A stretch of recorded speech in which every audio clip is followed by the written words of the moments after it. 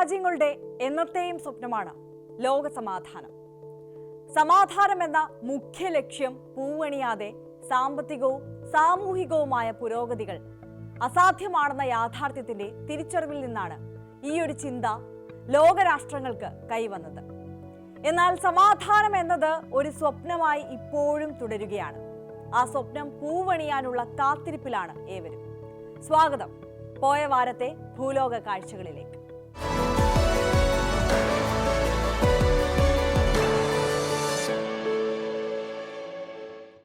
Tariff അനിശ്ചിതത്വങ്ങൾ നിറഞ്ഞ വ്യാപാര അന്തരീക്ഷത്തിൽ ഇന്ത്യയുടെയും ബ്രിട്ടന്റെയും സുപ്രധാന ചുവടുവയ്പ്പാണ് ഈ സ്വതന്ത്ര വ്യാപാര കരാർ.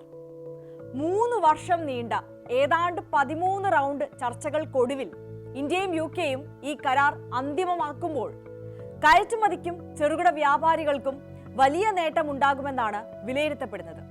പക്ഷേ സാധാരണക്കാരായ കർഷകർക്കോ? ആസിയാൻ കരാർ പോലെ ആകുമോ എന്ന ചോദ്യം ചില കോണിൽ നിന്ന് ഉയരുന്നുണ്ട്. അത്തരം ആശങ്കകൾക്ക് ഇടയുണ്ട്.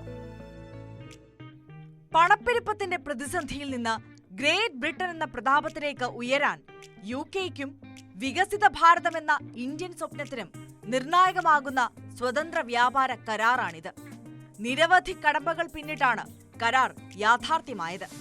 ഇന്ത്യയും യുകെയും തമ്മിൽ ഏതാണ്ട് 4.9 ലക്ഷം കോടിയുടെ വാണിജ്യ ഇടപാടുകളാണ് പ്രതിവർഷം നടക്കുന്നത്. കഴിഞ്ഞ വർഷത്തെ മാത്രം കണക്കാണിത്. 2030ഓടെ $120 ബില്യൺ ഉഭയകക്ഷി വ്യാപാരം ഉയർത്താമെന്നാണ് പുതിയ കരാറിലൂടെ കണക്ക് കൂട്ടുന്നത്.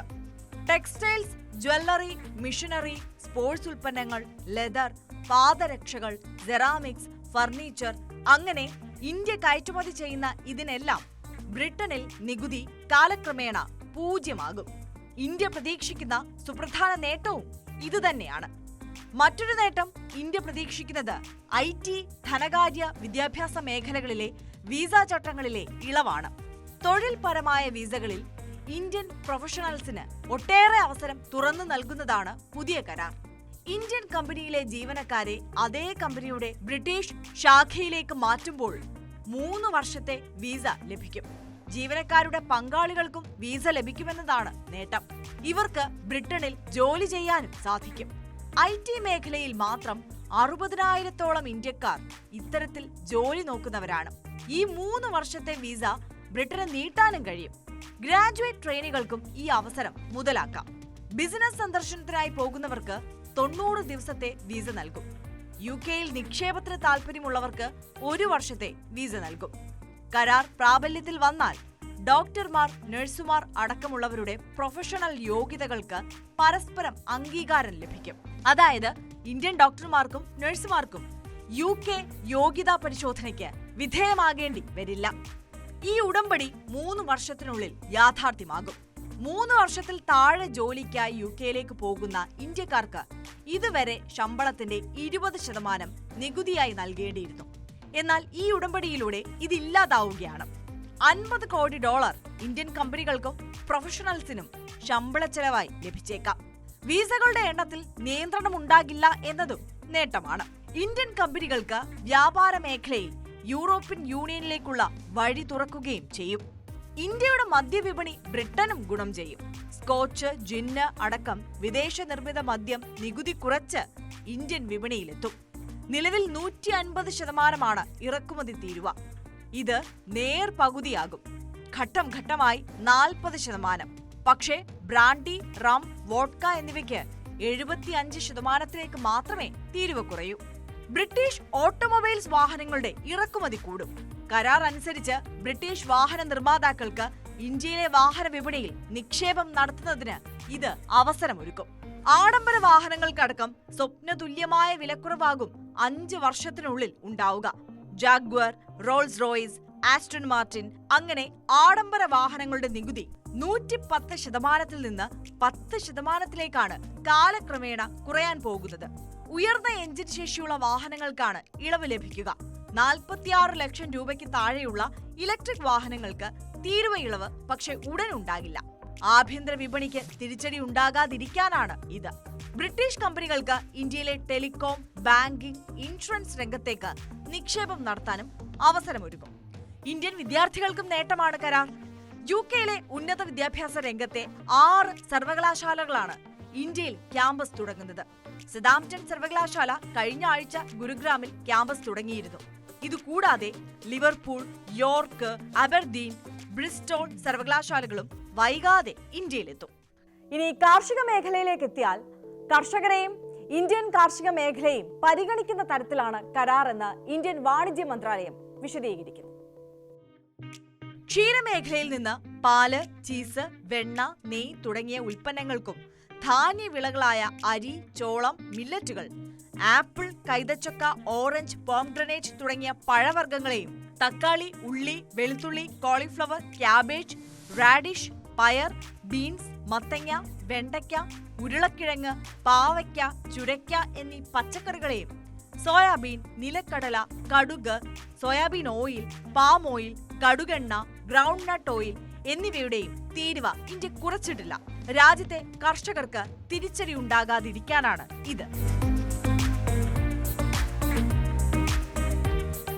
ലോകത്തെ ഒന്നാകെ തീരുവ കാട്ടി ഭയപ്പെടുത്തുന്ന ട്രംപ് എങ്ങനെ ഈ കരാറിനോട് പ്രതികരിക്കുന്നു എന്നതും ചർച്ചാ വിഷയമാണ്. ഇന്ത്യയെ സംബന്ധിച്ച് അമേരിക്കയ്ക്കൊരു മറുപടി നൽകാനുള്ള അവസരമാണിത്. നിലവിൽ US-ലേക്കും UK-യിലേക്കും മരുന്നും വസ്ത്രവും രത്നങ്ങളും അടക്കം കയറ്റുമതി ചെയ്യുന്നത് ഒരുപോലെയാണ്.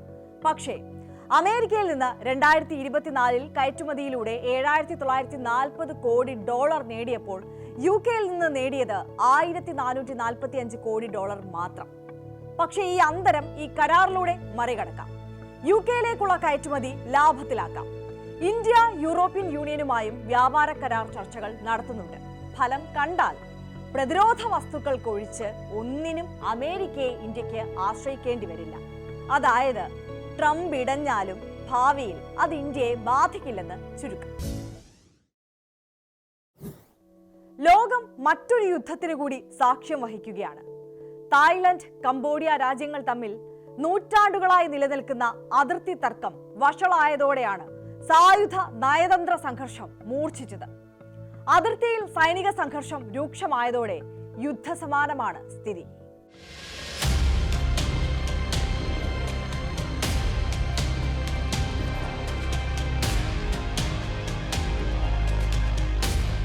നൂറ്റാണ്ടുകളുടെ പഴക്കമുള്ള തായ്ലൻഡ് കംബോഡിയ അതിർത്തി സംഘർഷം ഇക്കഴിഞ്ഞ മെയ് മാസത്തോടെയാണ് പുനരാരംഭിച്ചത്. അതിർത്തിയിലെ ഏറ്റുമുട്ടലിൽ ഒരു കംബോഡിയൻ സൈനികൻ കൊല്ലപ്പെട്ടതോടെ ഇരു രാജ്യങ്ങൾക്കുമിടയിലെ നയതന്ത്ര ബന്ധം കഴിഞ്ഞ പതിറ്റാണ്ടിലെ ഏറ്റവും മോശം നിലയിലേക്കെത്തി.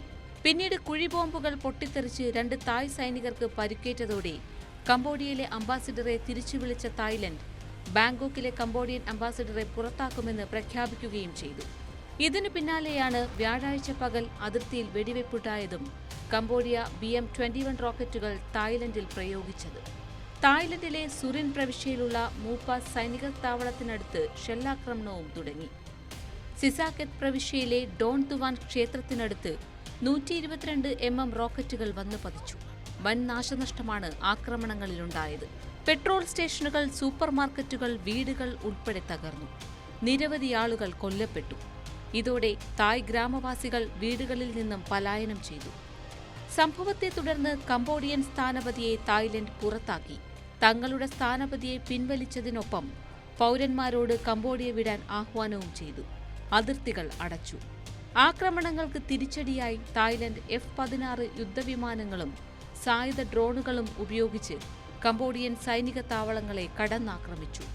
ഒദ്ദാർ മീഞ്ചയിലെ പ്രസാദ് താമോൻതോം, പ്രസാദ് താ ക്രാബെ പ്രവിശ്യങ്ങളിലെ കംബോഡിയൻ സൈനിക കേന്ദ്രങ്ങളെ തായ് സൈന്യം ആക്രമിച്ചു. നയതന്ത്ര ബന്ധങ്ങൾ ഒഴിവാക്കിയും ബാങ്കോക്കിലെ സ്ഥാനപതി കാര്യാലയം ഒഴിപ്പിച്ചും കംബോഡിയ തിരിച്ചടിച്ചു.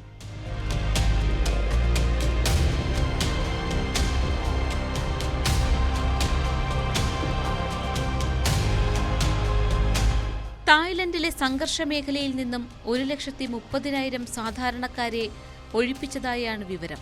കംബോഡിയയിൽ സംഘർഷമേഖലയിൽ 260 സ്കൂളുകളുണ്ടെന്നാണ് റിപ്പോർട്ട്. പീരങ്കികളും കാലാൾപ്പടയുമടക്കം മുൻനിർത്തിയാണ് ഇരു രാജ്യങ്ങളും ഏറ്റുമുട്ടുന്നതെന്നാണ് വിവരം.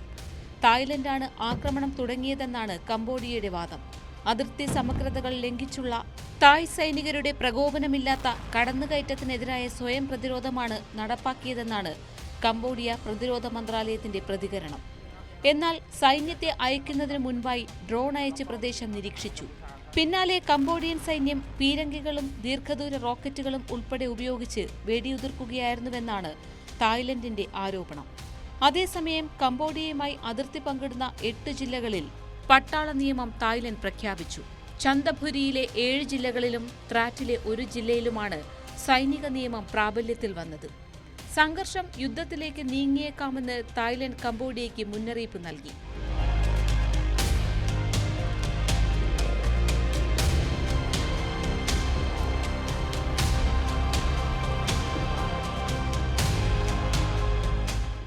ഈ സംഘർഷങ്ങളുടെ ചരിത്രം പരിശോധിച്ചാൽ 2 ക്ഷേത്രങ്ങൾക്കും ഇതിൽ കാരണമാകേണ്ടി വന്നതായി കാണാം. എന്താണ് ഈ സംഘർഷത്തിന് പിന്നിൽ? ഇരു രാജ്യങ്ങളുടെയും പോര് നൂറ്റാണ്ടുകളായി ഇങ്ങനെ തുടർന്നു പോകാനുള്ള കാരണം എന്താണ്? 9 മുതൽ 15-ാം നൂറ്റാണ്ട് വരെ കംബോഡിയ ഭരിച്ചിരുന്ന ഖെമർ രാജവംശം നിർമ്മിച്ചവയാണ് 2 ക്ഷേത്രങ്ങളും. കംബോഡിയയിലെ ഡാങ്റേക് പർവ്വതനിരയിൽ 525 മീറ്റർ ഉയരത്തിൽ സ്ഥിതി ചെയ്യുന്ന ശിവക്ഷേത്രമാണ് പ്രയാഗ് വിഹർ ക്ഷേത്രം. മറ്റൊന്ന് തായ്ലൻഡിൽ സ്ഥിതി ചെയ്യുന്ന താ മുയൻ തോം ക്ഷേത്രമാണ്.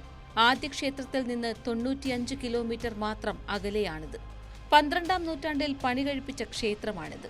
പ്രയാഗ് വിഹർ ക്ഷേത്രം 900 വർഷത്തിലധികം പഴക്കമുള്ളതാണ്. കംബോഡിയ എന്ന രാജ്യത്തിന്റെ മുഖമുദ്ര അങ്കോർവാട്ട് ക്ഷേത്രം സമുച്ചയമാണെങ്കിലും ഈ 2 ക്ഷേത്രങ്ങളിലും ഇരു രാജ്യങ്ങളുടെയും ആധുനിക ചരിത്രത്തിൽ വളരെ പ്രാധാന്യമർഹിക്കുന്നു. ഫ്രഞ്ച് ഭരണകാലത്ത് തയ്യാറാക്കിയ മാപ്പിൽ 1907-ൽ താ മുയൻ തോം ക്ഷേത്രം കംബോഡിയയിലാണ് ഉൾപ്പെടുത്തിയത്. ഇതെന്ന് തായ്ലൻഡ് അംഗീകരിച്ചു. എന്നാൽ പിന്നീട് ഇക്കാര്യം തർക്കമാകുകയും അന്താരാഷ്ട്ര നീതിന്യായ കോടതിയിൽ വിഷയം എത്തുകയും ചെയ്തു. കംബോഡിയയിലാണ് ക്ഷേത്രമെന്നാണ് കോടതി അംഗീകരിച്ചത്. പ്രയാഗ് വിഹർ ക്ഷേത്രം 2008-ൽ യുനെസ്കോ പൈതൃക പട്ടികയിൽ ഉൾപ്പെടുത്തിയതോടെ കംബോഡിയയ്ക്ക് വീണ്ടും ആശ്വാസമായി. എന്നാൽ അതേ വർഷം ഇതേ സ്ഥലത്ത് സംഘർഷം പൊട്ടിപ്പുറപ്പെടുകയും ഇരുഭാഗത്തും സൈനികർ വീരമൃത്യു വരിക്കുകയും ചെയ്തു. ഇന്നും തർക്കം തുടരുകയാണ്. താ മുയൻ തോം ക്ഷേത്രത്തിന് സമീപത്താണ് ഏറ്റവും പുതിയ ഏറ്റുമുട്ടലുണ്ടായത്. ചൈനയും US-ഉം മലേഷ്യയും ഒക്കെ മധ്യസ്ഥ ശ്രമങ്ങളുമായി രംഗത്തുണ്ട്. പക്ഷേ അതിർത്തി പ്രശ്നത്തിൽ 3-ാം കക്ഷിയുടെ ഇടപെടൽ ആവശ്യമില്ലെന്നാണ് തായ്ലൻഡിന്റെ നിലപാട്. മാത്രമല്ല, സംഘർഷം ഒരു യുദ്ധത്തിലേക്ക് നീങ്ങിയേക്കാമെന്ന മുന്നറിയിപ്പും തായ്ലൻഡ് കംബോഡിയയ്ക്ക് നൽകുന്നുണ്ട്.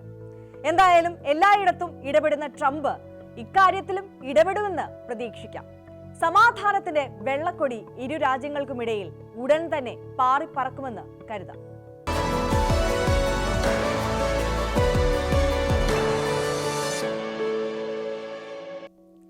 ഒരു യുദ്ധം വരുത്തിവെക്കുന്ന കെടുതി ഏറ്റവും കൂടുതൽ അനുഭവിക്കുന്നത് ആരെന്നറിയാമോ? കൊല്ലപ്പെടാതെ അവശേഷിക്കുന്ന, പട്ടിണി കിടന്ന് ഇഞ്ചിഞ്ചായി മരിക്കുന്ന മനുഷ്യരാണ്. കൊടും പട്ടിണിയുടെ പിടിയിലാണ് ഗാസ.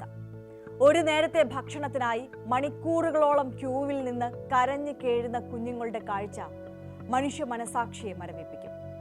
മരുന്നും പോഷകാഹാരവും ഇല്ലാതെ കുട്ടികൾ ഉൾപ്പെടെ 100 കണക്കിന് ആളുകളാണ് നഗരത്തിൽ മരിച്ചു വീഴുന്നത്. ഒരു നേരത്തെ അന്നത്തിനായുള്ള പോരാട്ടമാണ് ഗാസയിലെ ക്യാമ്പുകളിലെങ്ങും കാണുന്നത്.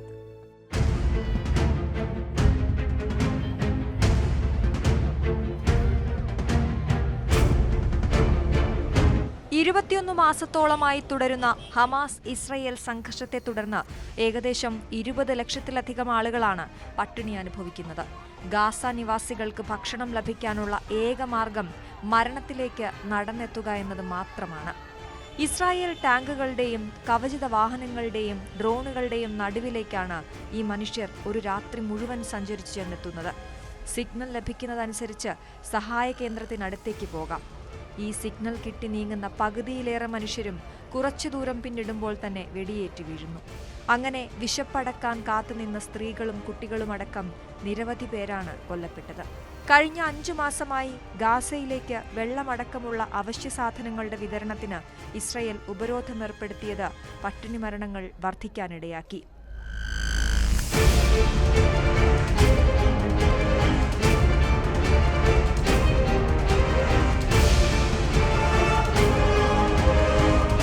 ഗാസയിലെ ജനങ്ങൾക്ക് ഭക്ഷണം ലഭിക്കാനുള്ള ഏക മാർഗം ഇസ്രായേലിന്റെയും അമേരിക്കയുടെയും പിന്തുണയോടെ പ്രവർത്തിക്കുന്ന ഗസ ഹ്യൂമാനിറ്റേറിയൻ ഫൗണ്ടേഷന്റെ സഹായ വിതരണ കേന്ദ്രങ്ങളിലേക്ക് ചെന്നെത്തുക എന്നതാണ്. പട്ടിണിയിൽ വലയുന്ന മനുഷ്യർ മണിക്കൂറുകളുടെയോ ചിലപ്പോൾ ദിവസങ്ങളുടെയോ കാത്തിരിപ്പിലാണ് ഈ സഹായ വിതരണ കേന്ദ്രങ്ങളുള്ള പ്രദേശത്തേക്ക് തന്നെ എത്തുന്നത്. ഇസ്രായേൽ ടാങ്കുകളും ഡ്രോണുകളും വളഞ്ഞ വഴികളിലൂടെ മരണം മുന്നിൽ കണ്ട് കാൽനടയായി മനുഷ്യർ ഭക്ഷണം തേടിയെത്തുന്നു. ആളുകൾക്ക് വാഹനങ്ങളോ കാർട്ടുകളോ ഒരു പ്രത്യേക പോയിന്റ് വരെ മാത്രമേ ഉപയോഗിക്കാൻ അനുവാദമുള്ളൂ. ഈ സ്ഥലം വിതരണ കേന്ദ്രത്തിൽ നിന്ന് കുറഞ്ഞത് 1.5 കിലോമീറ്റർ അകലെയായിരിക്കും. സഹായ വിതരണ കേന്ദ്രത്തിൽ എത്തിപ്പെട്ടാൽ തന്നെ ലഭിക്കുന്ന ഭക്ഷണപ്പൊതികളോ ബോക്സുകളോ വഹിച്ചുകൊണ്ട് അതേ ദൂരം തിരികെ നടക്കേണ്ടി വരും. സഹായ വിതരണം തുടങ്ങുന്നതിന് ദിവസങ്ങൾക്ക് മുൻപ് തന്നെ ഇവിടേക്ക് ആളുകൾ എത്തിത്തുടങ്ങും. തങ്ങളുടെ സ്ഥാനം നഷ്ടപ്പെടാതിരിക്കാൻ അവർ ആ പരിസരത്ത് തന്നെ കാത്തിരിക്കും. ഒരു കുടുംബത്തിന്റെ അരവയർ പോലും നിറയ്ക്കാൻ സാധിക്കാത്ത വളരെ പരിമിതമായ ആ ഭക്ഷണപ്പൊതിക്ക് വേണ്ടി.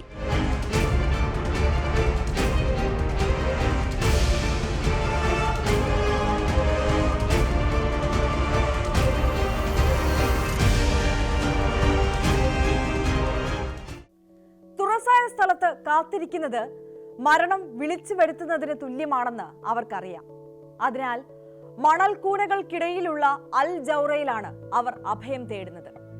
അസഹനീയമായ ചൂടും നീണ്ട കാത്തിരിപ്പും കാരണം ഇവിടെ കുഴഞ്ഞു വീണ് മരിക്കുന്നവരുടെ എണ്ണവും കുറവല്ല.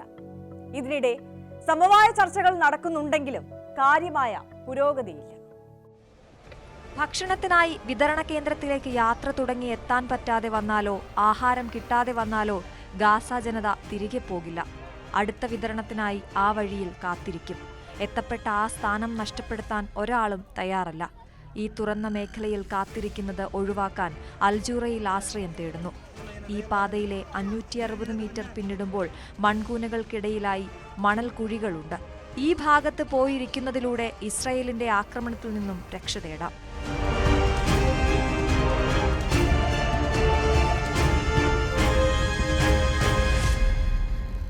അതേസമയം ഗാസയിലെ വെടിനിർത്തലിനായി ഖത്തറിൽ നടന്നുവന്ന മധ്യസ്ഥ ചർച്ചകൾ വഴിമുട്ടി. ഹമാസിന്റെ നിസ്സഹകരണം ചൂണ്ടിക്കാട്ടി ഇസ്രയേലും യുഎസും പിന്മാറി. അതിനിടെ പലസ്തീനെ സെപ്റ്റംബറിൽ നടക്കുന്ന UN ജനറൽ അസംബ്ലി യോഗത്തിനിടെ സ്വതന്ത്ര രാഷ്ട്രമായി അംഗീകരിക്കുമെന്ന് ഫ്രഞ്ച് പ്രസിഡന്റ് ഇമാനുവൽ മാക്രോൺ നിലപാട് അറിയിച്ചു. ഗാസയിലെ സഹായ വിതരണത്തിന് ഏർപ്പെടുത്തിയ നിയന്ത്രണം പിൻവലിക്കണമെന്ന മുന്നറിയിപ്പും യൂറോപ്യൻ യൂണിയൻ നൽകുന്നുണ്ട്. കുഞ്ഞുങ്ങൾ ഉൾപ്പെടെ ഇതിനകം 100-ലേറെ പേർ പട്ടിണി മൂലം മരിച്ച സാഹചര്യത്തിലാണ് ഈ മുന്നറിയിപ്പ്. എന്നാൽ ഫ്രാൻസിന്റെ നിലപാടിനെ നിശിതമായി വിമർശിച്ച് യുഎസും ഇസ്രയേലും രംഗത്തെത്തി. ഒക്ടോബർ 7-നുണ്ടായ ആക്രമണത്തിനിരയായവരുടെ മുഖത്തടിക്കുന്നതിന് സമാനമായ നീക്കമാണ് ഫ്രാൻസിന്റെ നിലപാടെന്ന് US state secretary mark Rubio പറഞ്ഞു. ഭീകരവാദത്തിനുള്ള പ്രതിഫലവും ഇസ്രയേലിന്റെ അസ്തിത്വത്തിന് ഭീഷണിയുമാണ് പലസ്തീനെ രാഷ്ട്രീയമായി അംഗീകരിക്കുന്ന നടപടിയെന്നായിരുന്നു ഇസ്രയേൽ പ്രധാനമന്ത്രി ബെഞ്ചമിൻ നെതന്യാഹുവിന്റെ പ്രതികരണം. നേരത്തെ ബ്രിട്ടൻ, നോർവേ, സ്പെയിൻ, അയർലൻഡ് തുടങ്ങി വിവിധ രാജ്യങ്ങൾ പലസ്തീനെ രാഷ്ട്രമായി അംഗീകരിക്കണമെന്ന നിലപാട് വ്യക്തമാക്കിയിരുന്നു.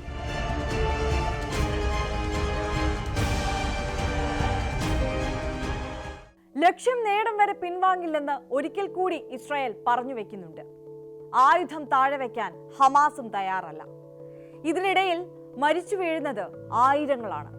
മധ്യസ്ഥ ചർച്ചകൾ ഇനി എങ്ങനെയെന്നതിലും വ്യക്തതയില്ല. അമേരിക്കയിൽ മാത്രമല്ല, ലോകമെങ്ങും വർഷങ്ങളായി ചർച്ച ചെയ്തുകൊണ്ടിരിക്കുന്ന വിഷയമാണ് എപ്സ്റ്റീൻ ഫയൽസ്. അതൊരു ചെറിയ കാര്യമല്ല. ആ ഫയൽ ഒരു വലിയ ബോംബാണ്. അധികാരത്തിലെത്തിയാൽ ഫയൽ പുറത്തുവിടുമെന്ന് പറഞ്ഞ ഡൊണാൾഡ് ട്രംപ് എന്തുകൊണ്ട് പിന്നീട് പിന്നോട്ട് പോയി? ട്രംപും പേടിക്കുന്നോ ആ ഫയൽ ബോംബിനെ? പ്രസിഡന്റ് തെരഞ്ഞെടുപ്പ് പ്രചാരണ സമയത്ത് എപ്സ്റ്റീൻ ഫയലുകൾ പുറത്തുവിടുമെന്നത് ട്രംപിന്റെ വാഗ്ദാനമായിരുന്നു. എന്നാൽ അത് വൈകുന്നതിനെതിരെ സ്വന്തം അനുയായികൾക്കിടയിൽ അതൃപ്തി പുകയുന്നതിനിടെയാണ് ഇക്കാര്യത്തിൽ ട്രംപിന്റെ പേരുമുണ്ടെന്ന വാർത്തകൾ വരുന്നത്. കുപ്രസിദ്ധ ലൈംഗിക കുറ്റവാളി ജെഫ്രി എപ്സ്റ്റീന് ജന്മദിനാശംസ നേർന്ന് ട്രംപ് അയച്ച കത്തിൽ ഒരു സ്ത്രീയുടെ നഗ്നചിത്രം വരച്ചിരുന്നതായാണ് വാൾസ്ട്രീറ്റ് ജേർണലിലെ ലേഖനത്തിൽ പറയുന്നത്. 1990 മുതൽ 2000 കാലയളവിൽ ട്രംപുമായി സൗഹൃദം പുലർത്തിയിരുന്ന ആളാണ് ജെഫ്രി എപ്സ്റ്റീൻ. ഇക്കാലയളവിൽ ഇയാളുടെ സ്വകാര്യ വിമാനത്തിൽ ട്രംപ് പലതവണ യാത്ര ചെയ്തിട്ടുണ്ടെന്ന് തെളിയിക്കുന്ന ഫ്ലൈറ്റ് രേഖകൾ പുറത്തു വന്നിരുന്നു. ട്രംപ് മാത്രമല്ല, ട്രംപിന്റെ കുടുംബാംഗങ്ങളും എപ്സ്റ്റീനിന്റെ കോൺടാക്ട് ബുക്കിൽ ഉണ്ടായിരുന്നുവെന്നും ഇതിനൊപ്പം നിരവധി ഉന്നത വ്യക്തികളുമുണ്ടെന്നുമാണ് റിപ്പോർട്ടുകൾ. പിന്നാലെ ട്രംപിന് നേരെ വലിയ അധിക്ഷേപങ്ങൾ ഉയർന്നു. എന്നാൽ കത്ത് പുറത്തുവിട്ട വാൾസ്ട്രീറ്റ് ജേണലിന്റെ ഉടമ റുപ്പർട്ട് മർഡോക്കിനും 2 റിപ്പോർട്ടർമാർക്കുമെതിരെ ട്രംപ് മാനനഷ്ടത്തിന് കേസ് ഫയൽ ചെയ്തു. ഈ വാചകം എഴുതിയതിലോ അശ്ലീല ചിത്രം വരച്ചതിലോ തനിക്ക് യാതൊരു പങ്കുമില്ലെന്നാണ് ട്രംപ് വാദിക്കുന്നത്. ഇത് താൻ എഴുതിയ കത്തല്ലെന്നും വാൾസ്ട്രീറ്റ് ജേണലിന്റേത് തട്ടിപ്പ് കഥയാണെന്നും സ്ത്രീകളുടെ ചിത്രം വരയ്ക്കാറില്ലെന്നും ട്രംപ് പറയുന്നു. അതേസമയം എപ്സ്റ്റീൻ ഫയൽ പുറത്തുവിടാത്ത ട്രംപിന്റെ നടപടി സ്വന്തം അനുയായികൾക്കിടയിലും അമർഷമുണ്ടാക്കി. ഫയലിൽ പേരുണ്ടാകുമോ എന്ന ഭയമാണിതിന് പിന്നിലെന്ന വാദപ്രതിവാദങ്ങളും ശക്തമാണ്. മാത്രമല്ല, കേസിൽ അന്വേഷണം തുടരേണ്ട ആവശ്യമില്ലെന്ന നീതിന്യായ വകുപ്പിന്റെ തീരുമാനവും ട്രംപ് അനുയായികളെ അസ്വസ്ഥരാക്കിയിരുന്നു. നേരത്തെ എപ്സ്റ്റീൻ ഫയലുമായി ബന്ധപ്പെട്ട് ട്രംപിനെതിരെ ഇലോൺ മസ്കും രംഗത്ത് വന്നിരുന്നു. എപ്സ്റ്റീൻ കേസിനെ കുറിച്ചുള്ള പ്രധാന വിവരങ്ങൾ ട്രംപ് മറച്ചുവെച്ചതായും മസ്ക് ആരോപിച്ചിരുന്നു.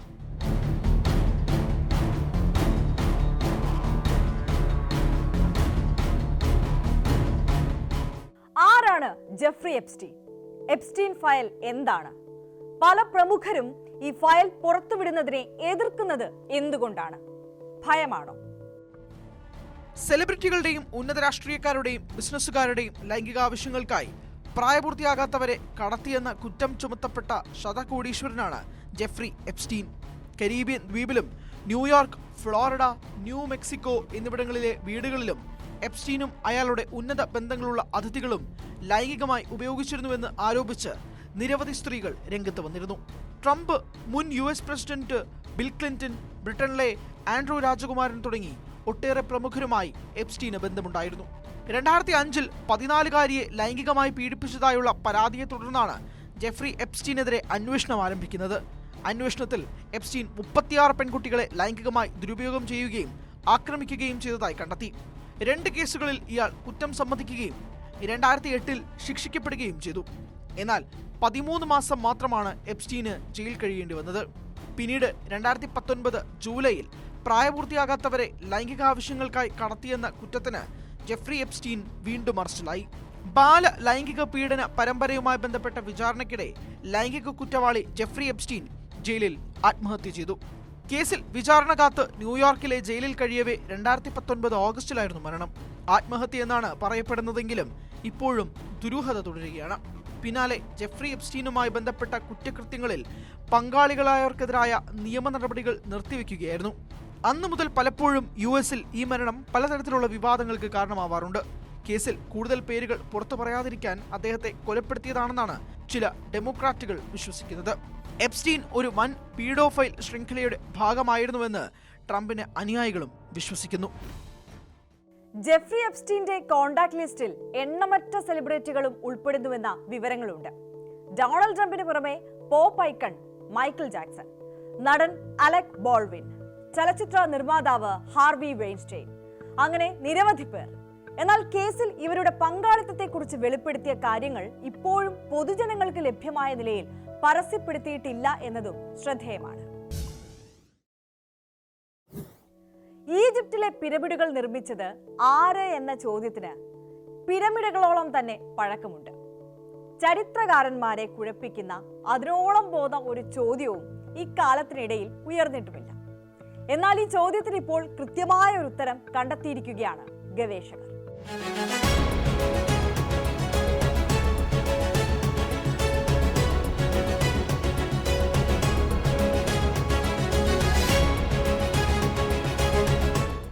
ഏതാണ്ട് 4500 വർഷത്തെ പഴക്കം രേഖപ്പെടുത്തിയിട്ടുണ്ട് ഗ്രേറ്റ് പിരമിഡ് ഓഫ് ഗിസ എന്നറിയപ്പെടുന്ന ഈജിപ്തിലെ ഗിസ പിരമിഡിന്. ഗുഫു എന്ന ഫറവോയുടെ കാലത്ത് നിർമ്മിച്ച ഈ പിരമിഡ് ലോകത്ത് നിലവിലുള്ളതിൽ ഏറ്റവും വലിയ പിരമിഡാണ്.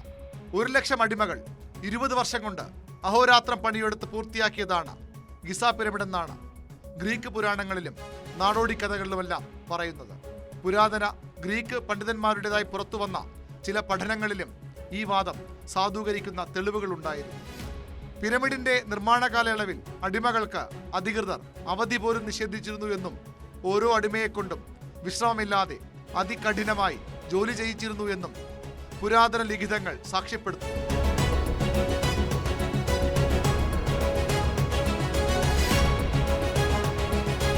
ഈജിപ്തിലെ ഗ്രേറ്റ് പിരമിഡ് ഓഫ് ഗിസയുടെ ഉള്ളിൽ കണ്ടെത്തിയ ഒരു ചുവരെഴുത്തിൽ നിന്നാണ് ഈ സുപ്രധാന വിവരം പുറത്തു വന്നത്. ഗിസ പിരമിഡിന് പിന്നിലെ ഒരു നിർമ്മാണ തൊഴിലാളി പോലും അടിമയായിരുന്നില്ല എന്നാണ് പുതിയ തെളിവുകൾ സൂചിപ്പിക്കുന്നത്. അതിസൂക്ഷ്മമായ നിരീക്ഷണ വലയത്തിൽ അതിവിദഗ്ധരായ ദിവസവേതനക്കാരായ ശില്പികളെ കൊണ്ട് ഗിസ പിരമിഡ് പണിതുയർത്തുകയായിരുന്നു എന്നാണ് നിർണായകമായ കണ്ടുപിടുത്തം. ഗിസ പിരമിഡിനുള്ളിൽ കിങ്സ് ചേംബർ എന്ന രാജാവിന്റെ അറയ്ക്കുള്ളിലാണ് നിർണായക വിവരം സൂചിപ്പിക്കുന്ന രേഖയുണ്ടായിരുന്നത്. പിരമിഡ് പണിത സമയത്ത് ഇവ തൊഴിലാളികൾ തന്നെ കുറിച്ചതാവാമെന്നാണ് ഗവേഷകർ കരുതുന്നത്. കിങ്സ് ചേംബറിന്റെ ഈ ഭാഗത്തേക്ക് ഇതിനു മുമ്പ് മനുഷ്യർക്ക് എത്തിച്ചേരാനായിട്ടില്ല. ഇടുങ്ങിയ വാതിലുകളുള്ള അറകളും ഇടനാഴികളുമാണ് ഇവിടെയുള്ളത്. അതുകൊണ്ട് തന്നെ ലിഖിതങ്ങൾ ആരെങ്കിലും തെറ്റിദ്ധരിപ്പിക്കാനായി എഴുതിച്ചേർത്തതാണെന്ന് കരുതാനാകില്ല. അങ്ങനെ എഴുതണമെങ്കിൽ തന്നെ തീരെ മിനുസപ്പെടുത്താത്ത ഭിത്തിയിൽ 45 അടിയോളം വലിഞ്ഞു കയറണം. ശ്വാസം പോലും കടക്കാത്ത അറകൾക്കുള്ളിലൂടെ ഇഴഞ്ഞു നീങ്ങണം. ഇതൊക്കെ കൊണ്ട് തന്നെയാണ് ഇവ തൊഴിലാളികൾ എഴുതു തന്നെയെന്ന് ഉറപ്പിക്കുന്നത്.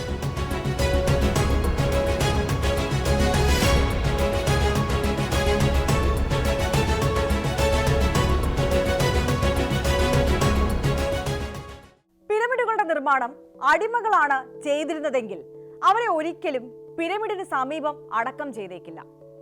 അങ്ങനെ ഫറവോമാർക്ക് സമീപം സ്വന്തം കല്ലറകൾ ഒരുക്കാൻ അടിമകൾക്ക് ഒരിക്കലും സ്വപ്നം കാണാൻ പോലും അവകാശവും ഉണ്ടായിരുന്നില്ല. അതുമാത്രമല്ല, അവരൊരിക്കലും മരണാനന്തര ജീവിതം മുന്നിൽ കണ്ട് കല്ലറകൾ ഒരുക്കുകയുമില്ല. കിങ്സ് ചേംബറിലെ ലിഖിതങ്ങൾക്കും ശില്പികളുടെ കല്ലറകൾക്കും പുറമെ പിരമിഡുകൾ എങ്ങനെ നിർമ്മിച്ചു എന്ന് സൂചിപ്പിക്കുന്ന ചില തെളിവുകളും ഗവേഷക സംഘം കണ്ടെത്തിയിട്ടുണ്ട്. പിരമിഡുകളിൽ ഉപയോഗിച്ചിരുന്ന ചുണ്ണാമ്പുകല്ല് ഇപ്പോൾ ഗ്രേറ്റ് പിരമിഡുള്ള സ്ഥലത്തിന് 1000 അടി അകലെയുള്ള ഖനിയിൽ നിന്ന് കുഴിച്ചെടുക്കുകയായിരുന്നുവെന്നാണ് വിവരം. ഇവ പിന്നീട് വടം കെട്ടി വലിച്ച് നിർമ്മാണ സ്ഥലത്തേക്ക് എത്തിക്കും. ഇതിന്റെ ശേഷിപ്പുകളും ശില്പികളുടെ കല്ലറകളുള്ള സ്ഥലത്ത് കണ്ടെത്തിയിട്ടുണ്ട്. തൊഴിലാളികൾക്ക് താമസിക്കാൻ ഉണ്ടാക്കിയ തരത്തിലുള്ള അടുക്കുകളായുള്ള കെട്ടിടങ്ങളുടെ ശേഷിപ്പുകളും ഇവിടെ നിന്ന് കണ്ടെത്തി.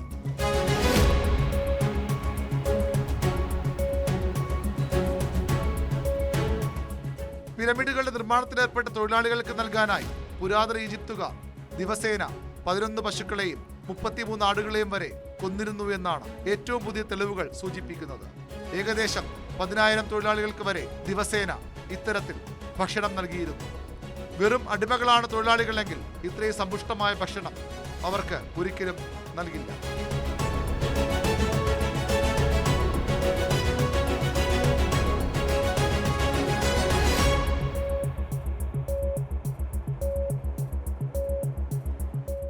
പല ഗോസിപ്പുകളും പ്രചരിക്കുന്ന കാലത്ത് ഈ കണ്ടെത്തലിന് വലിയ പ്രാധാന്യമുണ്ട്. ഈജിപ്തിന്റെ ചരിത്രം തന്നെ മാറ്റി എഴുതും പുതിയ കണ്ടുപിടുത്തം എന്നതിൽ സംശയം വേണ്ട. മാത്രമല്ല, മറ്റ് പിരമിഡുകളുടെ നിർമ്മാണ പ്രക്രിയയിലും ഇതേ പാത പിന്തുടർന്ന് കാണുമെന്നും കരുതാനാവും. അക്രമങ്ങളും ഹിംസയും യുദ്ധവും ഇല്ലാത്ത ഒരു ലോകം മനുഷ്യരാശിയുടെ എക്കാലത്തെയും വലിയ സ്വപ്നമാണ്. എല്ലാത്തരം ഹിംസയുടെയും അഭാവമാണ് സമാധാനം. ഇന്ന് ഹിംസയുടെ വ്യത്യസ്ത രൂപങ്ങൾ നാം നിത്യജീവിതത്തിൽ കാണുന്നുണ്ട്. ജാതിയും മതവും വർഗവും വംശീയതയും പ്രാദേശികതയും സ്ത്രീ പുരുഷ വ്യത്യാസങ്ങളുമെല്ലാം അക്രമങ്ങളുടെയും ഹിംസയുടെയും ഉപകരണങ്ങളായി മാറുന്നു. പോയ വാരവും ലോകം കേട്ടു പുതിയൊരു യുദ്ധത്തിന് കൂടി തുടക്കം കുറിച്ച പോർവിളികൾ. ഇനി എന്താകുമെന്ന് കണ്ടറിയാം. നന്ദി.